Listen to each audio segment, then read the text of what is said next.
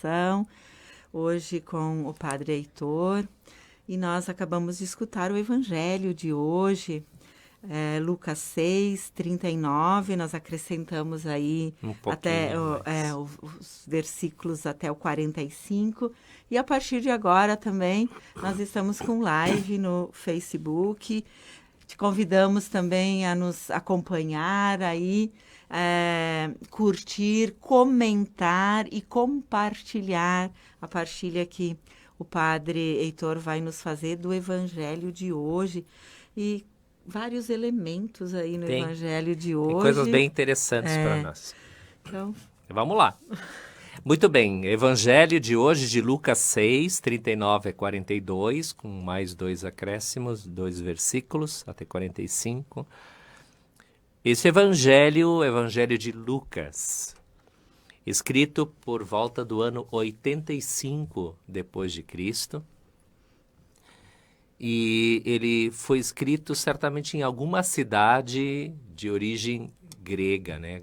Cidade helenista. Porque o grego que é usado no Evangelho, ele é bem, o autor conhecia bem. Então, não era qualquer um que escreveu esse Evangelho. Eles já tinham conhecimento do grego. Lucas tenta unir, em todo o seu Evangelho, ele tenta unir a história da salvação com a história da humanidade. Ele faz essa ponte. Porque às vezes a gente vê a Bíblia, às vezes a gente ouve melhor as pessoas dizerem assim, a Bíblia não é um livro histórico, então nem tudo pode ser levado tão a sério. É interessante, a gente pode discutir isso aí, né? Então tem elementos, a Bíblia não tem esse intuito de ser um livro de história, porque é um livro de teologia, um livro de formação religiosa. Mas Lucas tenta fazer essa ponte entre a história da salvação, a revelação de Deus, e a história da humanidade, os fatos, acontecimentos, datas, personagens da época do Império Romano. Ele tenta localizar isso dentro da história da igreja, dentro da história do povo de Deus, dentro da revelação. Então isso é muito interessante, porque por isso que Lucas é chamado grande doutor, né? Porque ele faz essa questão da união entre a ciência e a fé. Então é muito interessante assim, para nós, para a gente poder entender. O texto de hoje faz parte de um conjunto. Se você pegar os textos da Bíblia, na própria Bíblia, hoje a gente tem aplicativos, tem os livrinhos da liturgia diária, que normalmente falam já só o texto que a gente quer ler, né? Mas se você pegar pela Bíblia, você vai entender esse texto de uma outra maneira. Então ele faz parte de um conjunto, né, de textos iniciado no capítulo 4, nós estamos no capítulo 6. Então, que nos lembram o ministério de Jesus na região da Galileia. Então ele está na região da Galileia falando para aquele povo que vivia longe do centro histórico da época, que era Jerusalém. Então ele está na periferia, podia-se dizer assim, né? Então, o mundo girava em torno de Jerusalém, ali na região da Judéia. Então ele não está ali, ele está na região da Galileia, falando para aquelas pessoas que estão na periferia desse lugar.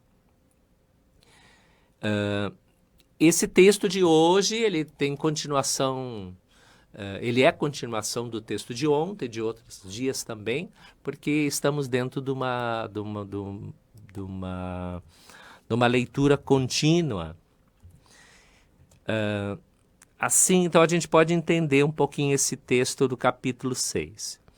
Então, Jesus, após curar o homem da mão atrofiada, de ter escolhido os 12 apóstolos, de ter falado das bem-aventuranças e das ameaças, né, daqueles que não seguem as bem-aventuranças, de ter falado do amor aos inimigos e da misericórdia, ontem, hoje ele nos fala das condições de seguimento, das condições de zelo que o cristão tem que ter para ser um bom cristão. E aí entra uma coisa interessante, porque às vezes a gente não se dá conta disso. O Evangelho de Lucas, ele foi escrito no ano 85. E Lucas, ele se apropria de elementos assim muito interessantes na origem do seu Evangelho, porque ele pega elementos do Evangelho de Mateus, que foi escrito no ano 80, e também elementos de Marcos e da fonte chamada fonte Q. E ele então traz esses elementos de hoje dentro de uma nova roupagem. Mas se a gente entender o texto de hoje, para entender melhor o texto de hoje, a gente tem que talvez pular o Evangelho. Então, sempre que ir lá para Mateus, capítulo 15, versículo 14. Só que um pouquinho antes já, Mateus 15, de 10 a 20. Mateus 15, de 10 a 20. Lá naquele evangelho de Mateus 15, de 10 a 20, nós entendemos o que aconteceu. Mateus fala da discussão de Jesus com os fariseus sobre a lei do puro e do impuro. E nessa discussão entre o puro e o impuro, então nós vamos entender essa expressão do cego que guia outro cego e cai num buraco. Nós vamos entender essa frase, aparece lá no Evangelho de Mateus. Então Lucas agora pega essa imagem, essa expressão, e dá um novo contexto, não falando mais para fariseus, mas falando para todos os discípulos. Interessante, né? Ele abre a discussão para maior, né? Então, não são agora apenas os fariseus que são cegos, né? que não conseguem enxergar, mas isso vale agora para todos os seguidores de Jesus. Então, Lucas aplica aos discípulos o que Mateus 15, 14 dizia dos fariseus. Então, Jesus fala da lei do puro e do impuro, e no meio desse texto de 15, de 10 a 20, Mateus 15, 10 a 20, no versículo 14, Jesus fala da cegueira dos fariseus e do escândalo dos mesmos ao ouvir o que torna impuro o homem. Não é aquilo que entra nele, mas o que sai dele. Em outras palavras, o texto de hoje é tirado, ou melhor, aproveitado por Lucas do texto de Mateus, que era anterior, escrito lá pelo ano 80. E deve ser entendido dentro desse contexto. Então, essa aplicação que Lucas agora dá de uma coisa tão simples, né, que é a discussão do puro e do impuro, né, e entendido para os fariseus, agora entendido para toda a comunidade. Mas a gente pode pegar, então, esse texto de hoje e trabalhar ele em algumas partes. Então, me toma a liberdade de fazer isso, né? Então, primeira parte é o versículo 39, que fala do cego guiar outro cego. Uma segunda parte, a gente pode pegar o versículo 40, que fala do mestre e do discípulo. Do mestre e do discípulo. Uma terceira parte desse evangelho, a gente pode pegar o versículo 41, que fala do cisco e da trave. São três momentos, assim.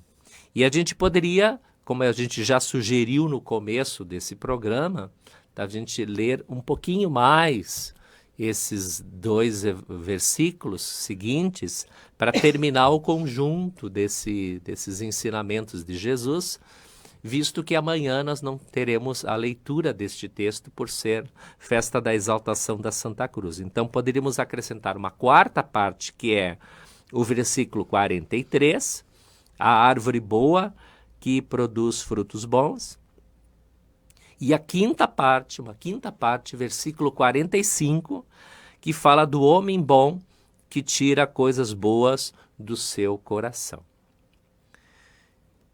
Na prática, todos esses textos desses versículos são orientações que Lucas dá para aqueles que querem ser seguidores de Jesus. Então, são orientações. Então, para ser um bom cristão, o que é preciso fazer? Então, Lucas vai costurando isso e formando, então, uma orientação. A primeira partezinha, sobre a cegueira. Pode um cego guiar outro cego? E a gente se pergunta, quando o homem se torna cego? Quando o homem se torna cego? E temos uma resposta, né? Então, popularmente, como é que é a resposta? Cego o pior cego é aquele que não quer ver. Que não quer ver, né? Então, pior cego é aquele que não quer ver. Mas poderíamos também dizer de uma outra maneira, talvez seja uma provocação que a gente faz, o programa pode nos ajudar a resolver esses enigmas. Então, a cegueira poderia ser também a zona de conforto da gente. Você está numa zona de conforto. Então, para que eu vou sair da minha zona de conforto? Então, é mais fácil ficar cego, para não ver as outras coisas, para não precisar mexer em algo que talvez da minha vida está bem colocado. E a gente pode, então, fazer algumas perguntinhas, tipo assim, a gente ouve seguido, né? Tá bom assim, por que mudar? A minha vida tá boa assim, para que mudar? Ou, por que tenho que ser fraterno ou fazer a caridade para com o próximo?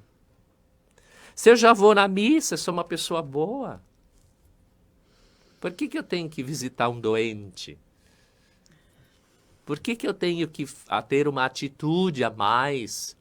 Tá bom assim, por que eu tenho que fazer diferente? Então, são perguntinhas que tiram a gente da nossa zona de conforto, né? Então, uma cegueira pode ser entendido nesse sentido como aquele desafio de não querer algo mais na sua vida. Uma segunda colocação. O versículo 40 fala do discípulo e do mestre. Sobre o mestre e o discípulo. Todo discípulo bem formado será como o mestre, diz o texto de hoje. Então, o discípulo é aquele que segue as orientações de um mestre. A gente sabe que naquela época realmente havia isso. Então, todo o mestre tinha os seus discípulos, tinha os seus seguidores. E este mestre iria formá-los de acordo com seu ensinamento, de acordo com sua orientação. Então, por isso que a gente vê em outras passagens bíblicas ali, aquele texto do Paulo. Paulo era discípulo de Gamaliel, que era um grande sábio, entendedor da Bíblia hebraica daquela época.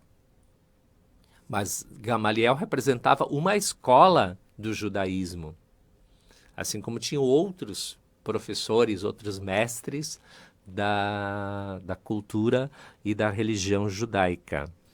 E agora Jesus é colocado como mestre. Jesus é colocado como mestre e nós, os discípulos que seguem este mestre. E o desafio justamente é isso. Não que a gente se torne mestre, mas a gente se torna mestre na medida que a gente vai trazendo para a nossa vida e assumindo as orientações deste mestre. Fazei o que ele vos disser. Né? E é interessante, então, para nós que o texto mostra essa realidade, né? Aqui entra a necessidade do estudo, da formação cristã. E para não ser uma pessoa ingênua. Hoje temos tantas pessoas ingênuas na nossa vida religiosa, a gente às vezes vê nas nossas comunidades, né? Pessoas que às vezes não conhecem o mínimo necessário. Como é que vai ser cristão se não conhece o mínimo necessário? Grande desafio hoje, assim, é a questão da catequese. Nós encontramos muitas pessoas até que têm uma boa vontade de querer seguir a Deus, mas não têm uma formação religiosa satisfatória para responder os apelos que o mundo nos oferece. Então, como nós reagimos a isso? Como nós estudamos? Então, o que eu estou lendo? O que eu estou estudando? O que eu estou aprofundando na minha vida para ser um bom cristão, né? A gente pode também se perguntar a partir disso, né? Hoje, mais do que nunca, precisamos dar respostas, dar razões para a nossa fé. O terceiro desafio é o versículo 41 do cisco e da trave. E estava imaginando assim um pouco diferente esse texto. Porque nós sabemos o texto, a visão tradicional, Sim. né? Então, o cisco, que às vezes pode cair, uma poeirinha, alguma coisa nos olhos, a gente já se irrita, já fica bem ruim, né? E Jesus está falando daquele poste, daquele pau enorme que segura o telhado de uma casa. Então, as casas eram construídas assim, se colocava as paredes, se colocava um poste enorme no meio, assim, e para poder calçar o telhado em cima disso. Então, essa estrutura sustentava todo o telhado. Então, essa é a trave, não é a trave de goleira de futebol, isso não tem nada a ver, né? Tá? Então, é este poste, essa grande madeira de telhado que segurava, então, todo o peso e toda a estrutura do telhado. Então, essa estrutura do telhado, este poste enorme, então, é o contrário do cisco, né? Então, Jesus diz que tem pessoas que têm o hábito de ver o cisco no olho do vizinho, não enxerga a trave que está no seu. Mas se a gente pudesse mudar isso aqui um pouquinho, pudesse talvez trazer um outro elemento. Então, imaginar um pouco diferente esse texto bíblico. Hoje nós temos um grande avanço dos meios de comunicação social. Talvez pudesse pegar por aí. Então, vamos tentar acompanhar pela lógica de raciocínio. Então, hoje nós temos os meios de comunicação social. Até a própria Rádio Aliança, né, esses dias estava fazendo a campanha até para trocar os aparelhos e é importante isso, que a gente sempre tente se atualizar. Então, acho que é tão válido, tão bonito, quando a gente também ajuda a que a rádio também esteja sempre e seja sempre esse sinal de modernidade para o mundo de hoje, através de equipamentos mais sofisticados. Então, mas hoje nós temos um avanço muito grande nos meios de comunicação social, principalmente nas redes sociais. Então, a pergunta é um pouco por essa linha. Se a gente pudesse imaginar o cisco e a trave, o que seria isso nas redes sociais hoje? As pessoas hoje, você que nos acompanha, as pessoas têm o costume de noticiar, de postar notícias. E muitas vezes não se sabe se elas são verdadeiras ou não. É uma aplicação bem, na minha opinião, assim, uma aplicação bem atual do cisco e da trave. Você pega lá o WhatsApp e você partilha, ou no Facebook, ou de outras redes sociais, você partilha uma notícia, mas você se deu conta se essa notícia é verdadeira? Você está vendo o cisco que... Como entender isso, né? Então, as notícias nem sempre são verdadeiras, ou pior, dão respostas... e tem respostas e opiniões diferentes. Muitas vezes não se sabe se aquilo que estamos afirmando tem realmente um fundamento verdadeiro.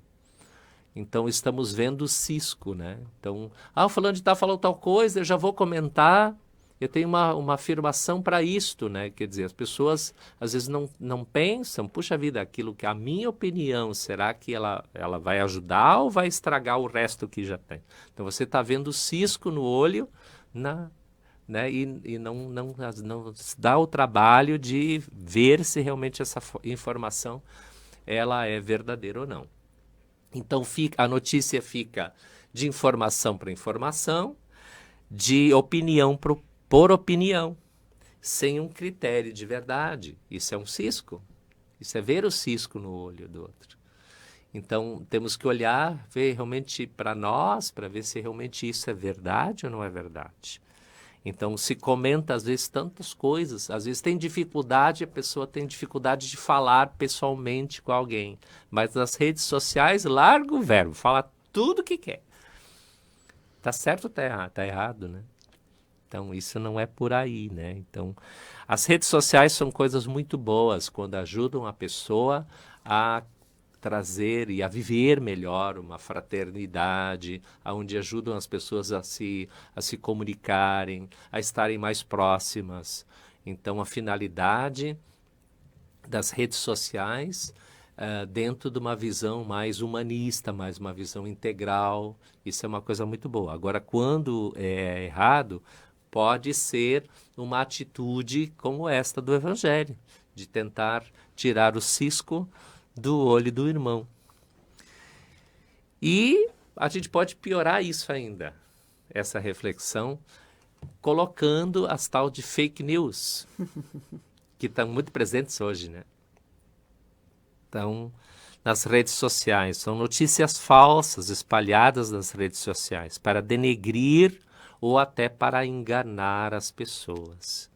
Então, o cristão não pode cair nessas armadilhas. A gente há pouco tempo viu essas questões da questão da política, né? Que é sempre uma questão que provoca a gente. Ou de direita ou de esquerda, não interessa. Né? O direito de esquerda não interessa. A gente tem que cuidado para não cair nas armadilhas de um fake news. Você está comentando, está partilhando algo que nem é verdadeiro. Então o cristão não pode cair nisso. Então, sugestão, confira sempre as fontes, não propague notícias que possam prejudicar os outros, que possam. Então o cristão tem que cuidar isso. Então é muito fácil hoje em dia denegrir a imagem de uma pessoa. Agora tentar depois recuperar a imagem é muito difícil, né? Então, hoje a gente tem, hoje na sociedade, um desafio muito grande de ser verdadeiro. Então, o cristão, ele tem que tentar ser verdadeiro. Então, as redes sociais, na minha opinião, são uma aplicação moderna dessa parábola de Jesus sobre o cisco e a trave. É um desafio, dá para fazer com certeza, é uma visão diferente, né? Assim, mas dá para aplicar. Porque tu pode usar o meio tradicional, que é ver os defeitos do outro, falar dos defeitos do outro e não ver os próprios defeitos. Mas Esse é com um peso bem maior nas redes sociais, porque antes tu falava, talvez tu divulgava isso, padre, para, sei lá, para meia dúzia de pessoas. Hoje tu divulga para quantas pessoas, né? Então, a realidade e a seriedade que se faz, a seriedade que se faz dos meios de comunicação, elas exigem de nós uma certa postura, temos que cuidar. Mesmo na Rádio Aliança, né? Quantas vezes, porque falou de tal coisa, né? Calma, espera um pouquinho, não é bem assim, né? Tenta entender, não é fácil. Não é fácil fazer o programa todos os dias. Né? E a gente tenta trazer para a vida da gente aquilo que se pensa. E me retratar no sentido de, às vezes, colocar de uma forma diferente ou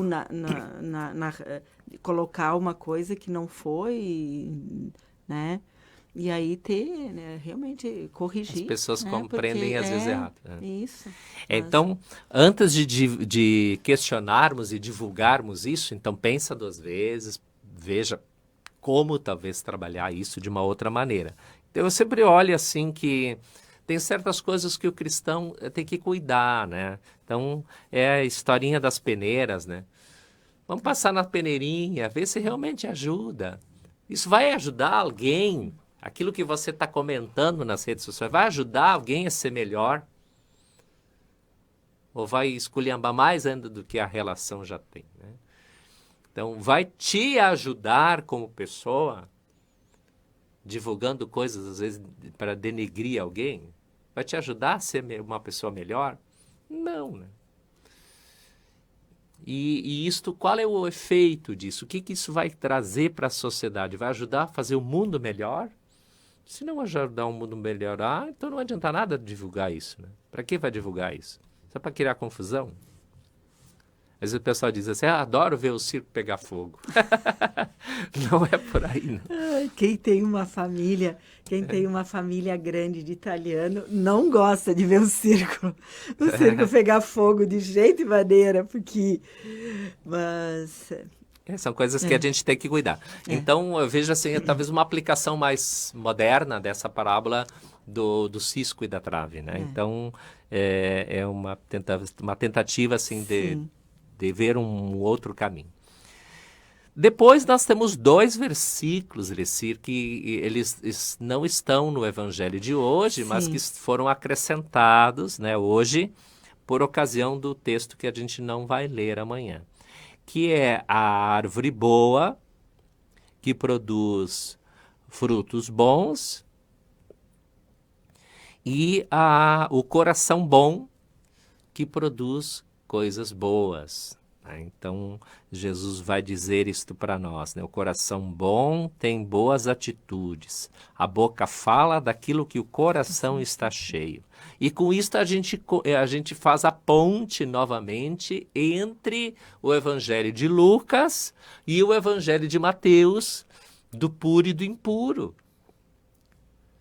Então, Jesus vai dizer lá no Evangelho de Mateus, o que torna impuro o homem não é aquilo que entra nele de fora, mas aquilo que a pessoa traz dentro de si e coloca para fora. Então, o coração bom tem boas atitudes. A boca fala daquilo que o coração está cheio. Se você só tem coisas ruins para falar, então é porque você tem dentro de você algo que precisa ser trabalhado, que precisa ser modificado, né?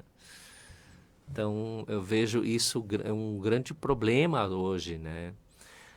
Mesmo nas redes sociais, às vezes a gente abre um videozinho e vê assim, nossa, que linguajar, que azedume, que situação, né? Que é isso? Às vezes a gente se pergunta, mas o que é isso aqui, afinal de contas? Então, essa é a linguagem do cristão, essa é a linguagem que vai ajudar a ter uma cultura de paz, a ter uma fraternidade maior. Então, se não é, deixa fora. Então, isso não é. Então, como cristão, a gente tem que trabalhar isso dentro da gente de uma outra perspectiva. Terminando um pouquinho esses pensamentos. O texto de hoje é bem pequeno, mas serve como uma exortação para vivermos uma vida cristã de acordo com o Evangelho. Pequenas atitudes que Jesus nos dá, nos orienta através do Evangelho de Lucas, mas que nos ajudam a viver melhor em sociedade e viver melhor também na igreja.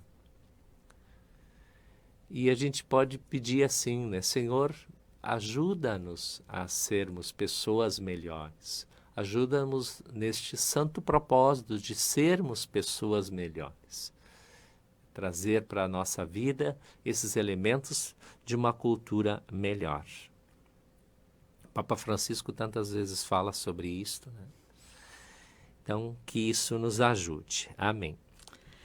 E talvez a gente, a partir disso, então, pode colocar uma provocação de um dos aspectos que a gente comentou até agora, né? Se quiser falar sobre outros também pode, Mas um dos aspectos que eu colocaria como provocação para você partilhar conosco, nesse programa da Rádio Aliança, é tentar responder a perguntinha.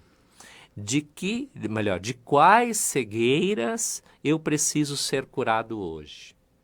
De quais as cegueiras que eu preciso ser curado hoje? Aquilo que o senhor começou falando na sua partilha.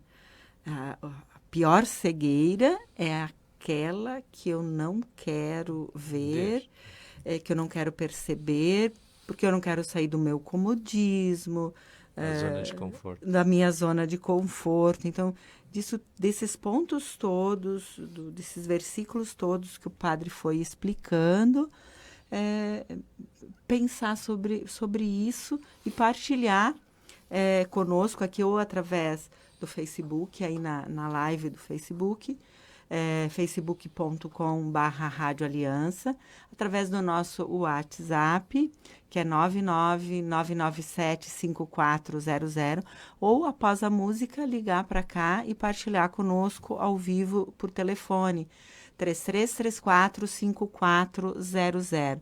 Nessas situações, partilhar conosco o que eu preciso ser curado, como o padre rezou, né? Que o Senhor nos ajude a viver melhor, a ser curado dessas situações, para que eu possa viver melhor na sociedade, na família, na igreja, para sair da minha zona de conforto e realmente eu quero hoje ser curada dessa situação, vou me esforçar para isso e reconhecer isso, porque Sim. vamos Isso nos ajuda a ser melhores. ser melhores.